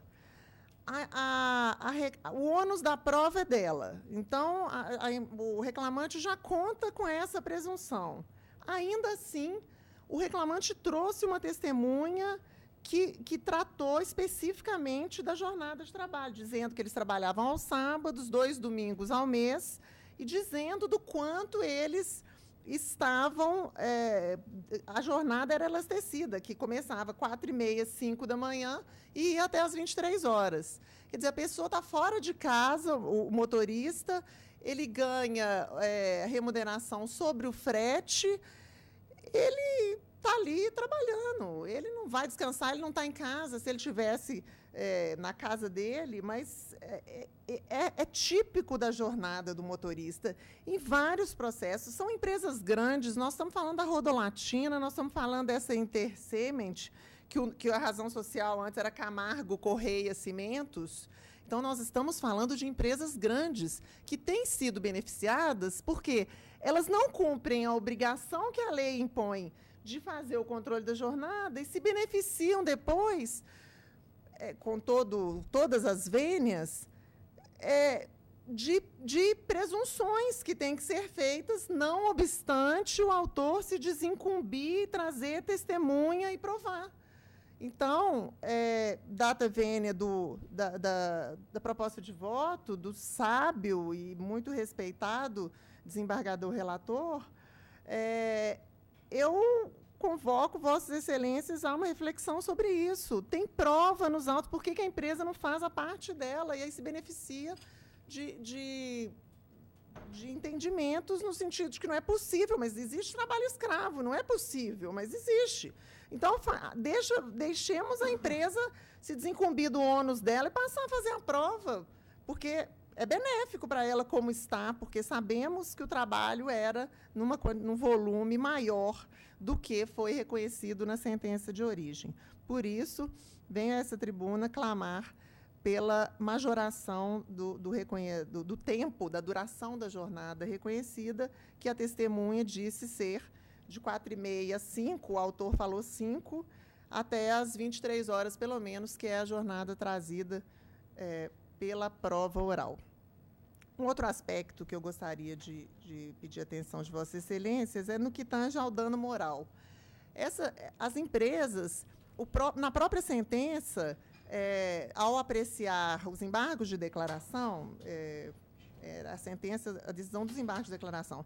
A juíza falou do número de processos que tem naquela vara envolvendo as mesmas empresas e do comportamento reiterado de embargos de declarações procrastinatórios e sem motivo. Quer dizer, o comportamento da empresa perante a justiça e perante as suas obrigações tem demonstrado uma atuação que não é a melhor esperada do ponto de vista da boa-fé. Então, nesse mesmo sentido, existe uma prova nos autos de que ele foi coagido a participar de uma lide simulada, ou, caso contrário, ele não teria suas verbas rescisórias pagas. Foi uma proposta, tem uma testemunha que diz expressamente a respeito disso, que ele que foi ofertado R$20 mil, dividido em 20 vezes, para que ele, então, participasse, a empresa contrataria um advogado e para que ele desse quitação de todas as possíveis verbas que ele faria jus referente a esse contrato. Isso também é uma prática lamentável. Lamentável, são empresas grandes. Então, uma indenização de R$10 mil não inibe essa prática. E alguns trabalhadores vão se sentir coagidos e vão estar, infelizmente, sujeitos a essa prática. Então, eu acho que, pelo tamanho, porte das empresas, pela má-fé, não só totalmente provada e demonstrada desse ato, como a própria, no embargo de declaração, a juíza fala do número de processos, da falta de ética, tanto é que condenou em multa de litigância de má-fé. Quer dizer, a má-fé da empresa ela precisa ser tratada e punida com alguma coisa que vá ter esse aspecto da punição e de tentar se impedir a reiteração dessa prática. Então, o que se requer é a majoração do valor da indenização que foi fixado em primeiro grau em R$10 mil. E, por fim, também dificultando a prova, os recibos de salário não dizem respeito à realidade. Quer dizer, olha, mais uma vez, a má-fé demonstrada. O preposto não sabia nada, de nada. O preposto falou que o reclamante recebia exclusivamente comissões, então já invalidava os recibos de pagamento que foram juntados aos autos, ele não sabia os critérios utilizados, não sabe os valores médios recebidos, quer dizer, a empresa também, mais uma vez, demonstrando a sua má-fé. E, nesse sentido, tem prova dizendo, confirmando a alegação da inicial de que o valor era de R$3.500 a R$3.700, é o valor da comissão mensal, e no recurso tem a apresentação de vários valores que seriam deduções indevidas que foram feitas. Então, o doutor Rogério trouxe uma majoração já do valor, mas eu venho pleitear que o reconhecimento seja que as comissões eram de R$3.500 a R$3.700 reais mensais, que eram o valor devido a ele, que, mais uma vez, a empresa, com sua postura, vem dificultar a prova porque apresenta documentos que não condizem com a realidade. Muito obrigada, excelência. Não, doutora Renata, parabéns pela sustentação, sempre brilhante e incisiva. A questão da média de comissões, eu apurei pela média da prova produzida. Considerei todos os depoimentos, os documentos, e apurei a média, cheguei a esse valor de 2.600, que eu submeto aí à apreciação dos ilustres pares. Quanto à jornada de trabalho, eu realmente acho meio... não é que seja inverossímil, mas 4h30 da manhã às 11 da noite, todos os dias, inclusive, e 2 domingos por mês, não me parece uma jornada plausível. Poderia até ser que, eventualmente, cumprisse essa jornada, mas isso aí todos os dias, para mim, é meio irreal, realmente. E nós aqui, na segunda instância, Vossa Excelência sabe, porque já trabalhou aqui conosco, nós estamos longe da prova, não fomos nós que colhemos depoimentos. Então, a tendência é realmente... A gente tem que se valer da impressão que o juiz teve ao colher a prova, não é? Então, tem um depoimento de uma testemunha que realmente afirma que trabalhava de 4h30 da manhã até às 23 horas, com 20 minutos de intervalo. É uma coisa... E o juiz que colheu, que estava ali, que viu, que pôde identificar a idoneidade desse depoimento. Então, como nós não temos outros parâmetros, nós temos que ir nessa linha, porque e o depoimento de uma testemunha, a gente sabe, né, com quase 30 anos de justiça do trabalho, não é sem querer denegrir ou questionar, não é? Mas a gente sabe que, até por questão de impressão da testemunha, às vezes ela falha, não é? Então, e aqui tem outra, não é? Nós não,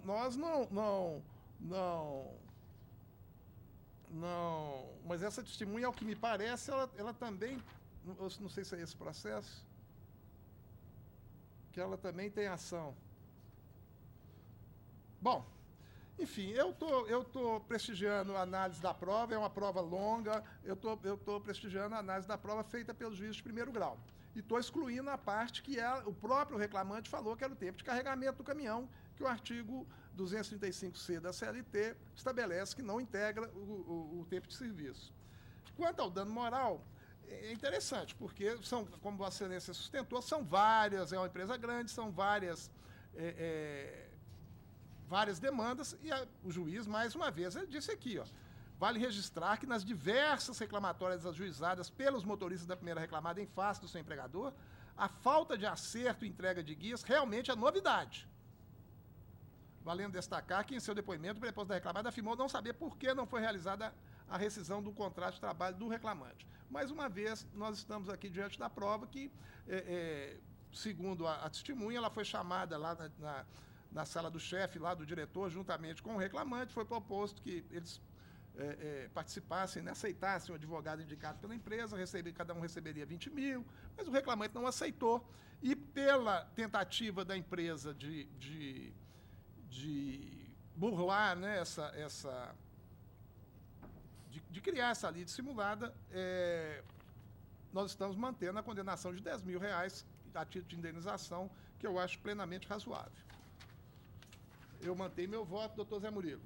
Doutor Jacob, mas o juiz falou que isso era novidade, né? É novidade. É novidade, é um caso que não era. Não é corriqueira, é novidade. Não é corriqueira. É novidade com a testemunha que compareceu lá também. Quer dizer, aí você já a prova não é aquela coisa.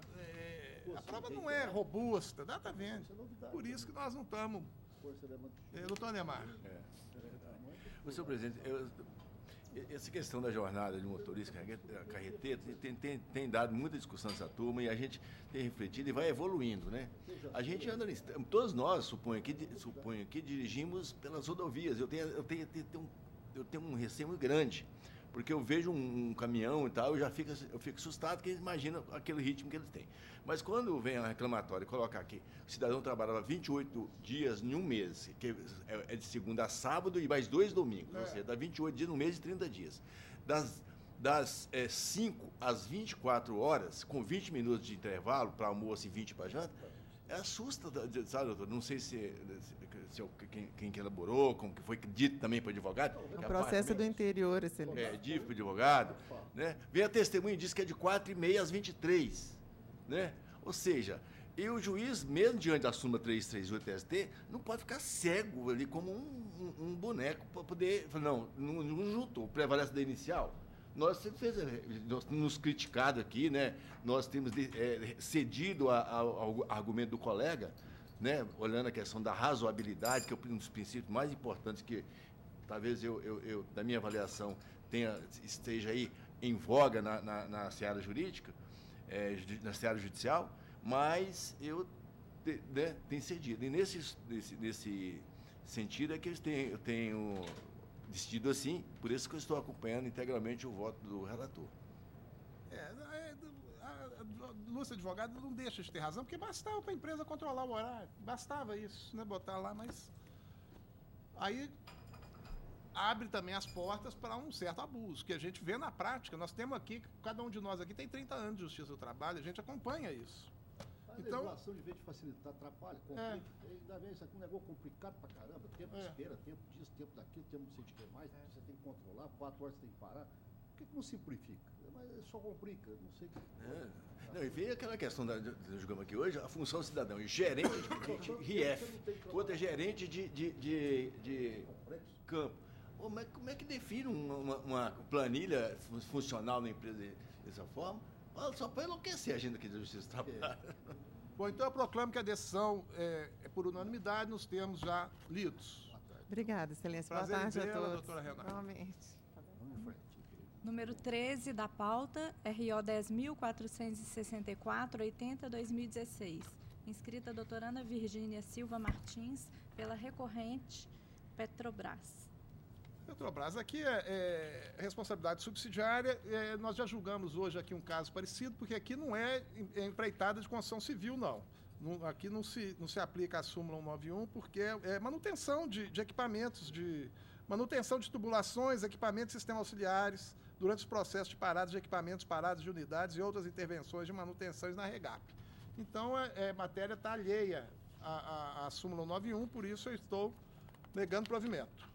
A senhora tem a palavra, doutor. Responsabilidade subsidiária só também. Responsabilidade subsidiária, só isso. Não, sem mais, Excelência. Doutor Murilo. Obrigado, boa tarde. E o doutor Neymar? Inteiramente de acordo. Decisão unânime nesses termos. Boa tarde. Inclusive, levando em consideração as teses do TST agora, que estão liberando, eximindo todos os órgãos públicos de responsabilidade no caso de dono de obra, né? É verdade, as outras colegas, realmente, a gente tem essa divergência. Algumas dão, outras não. Quando é obra de construção civil, nós temos que dar porque está simulado, né? Agora aqui a Petrobras manutenção. está saindo. A Petrobras sai, né? Entrou naquela das mas nesse caso aqui... Nessa pauta aqui nós temos inúmeros casos de rejulgamento em razão disso. Né? Tá certo. Boa tarde. Boa tarde. Próximo. Agora são as pendências. E o doutor ali, não vai falar? O doutor é do doutor... do doutor Marcelo. Então tá. Vamos Vai sobrar um para mim, né? Porque só vocês que têm sustentação. Vamos lá. Apenas o número 18 da pauta.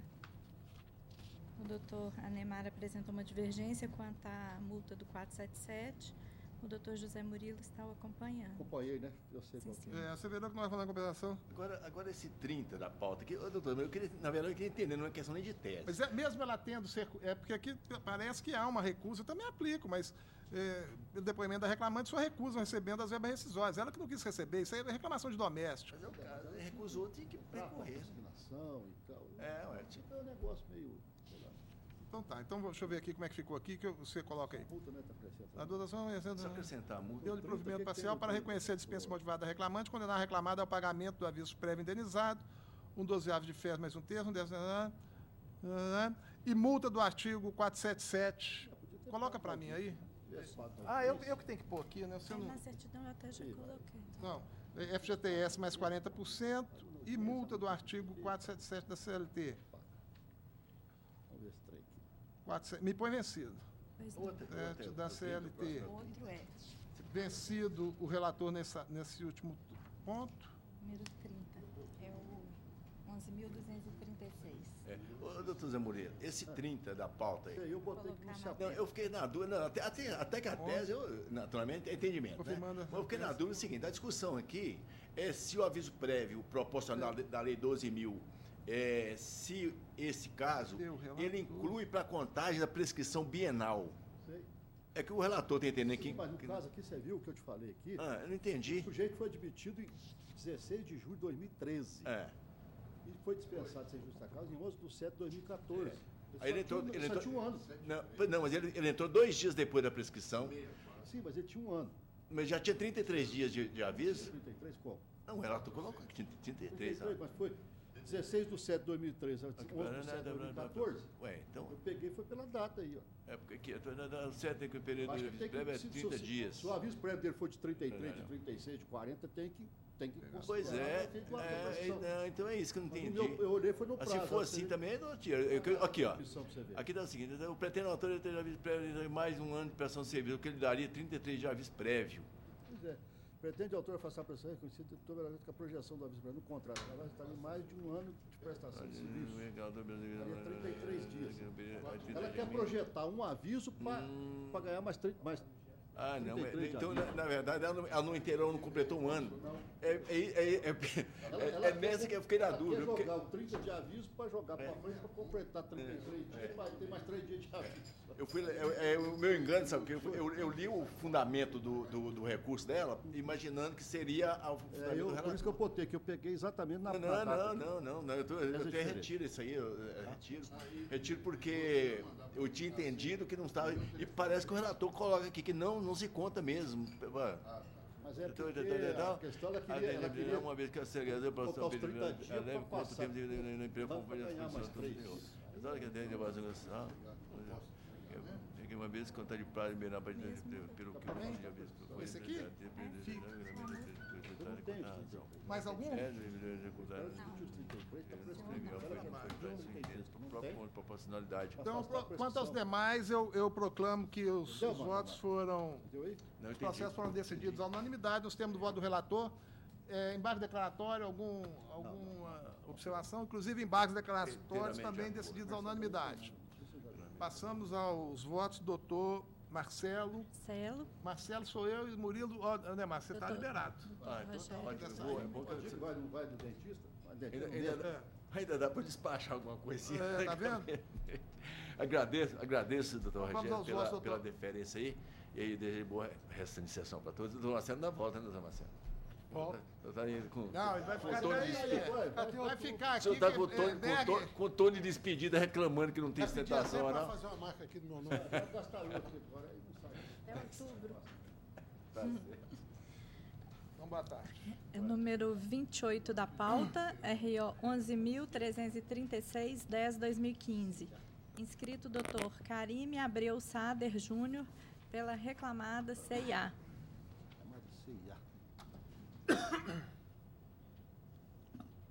Doutor Marcelo. Senhor presidente, eu estou dando apenas provimento parcial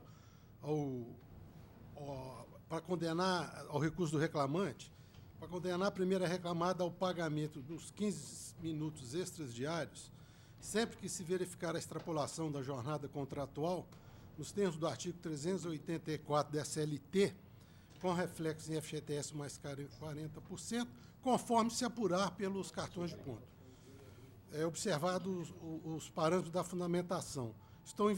Por desses provimento parcial, estão invertendo os ônus da sucumbência, com custas pela primeira reclamada, no importe de R$ 60,00, calculada sobre R$ 3.000, valor arbitrado à condenação, e no mais eu estou mantendo a sentença de origem em sua integralidade. É minha proposta de voto. Pois não, doutor. Boa tarde, senhor presidente, demais jogadores, membro representante do Ministério Público. Excelência, em relação à improcedência do vínculo, a sentença de primeiro grau foi mantida, não é isso, doutor? Isso, Marcelo? tudo, só... Eu aguardo eventual divergência. Eu estou de acordo. Zé Murilo? De acordo, a decisão unânime nos termos do voto do relator. Muito obrigado. Acabou? Acabou. Tem nada nos dele, não, né? Não. Marcelo, ninguém diverge dele, não. Eu olhei direto lá em cima. Que prazer, viu? Tem não, né? Não, tem uma só, mas... Tem uma divergência minha aqui. Tem uma do doutor